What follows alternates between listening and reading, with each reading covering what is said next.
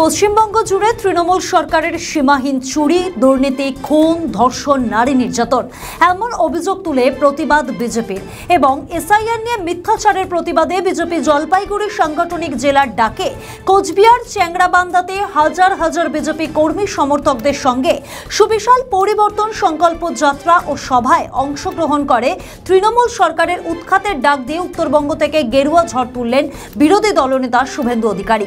ঠিক কি বললেন তিনি শুনুন।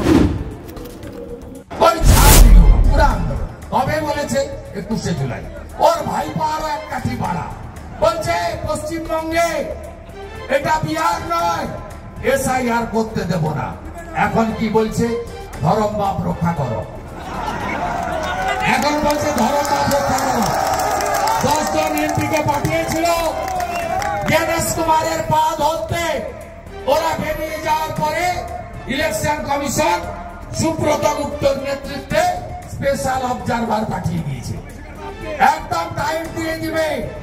হ্যাঁ, মমতা ব্যানার্জি বলেছেন না হিলিয়ে দেব ভারতকে।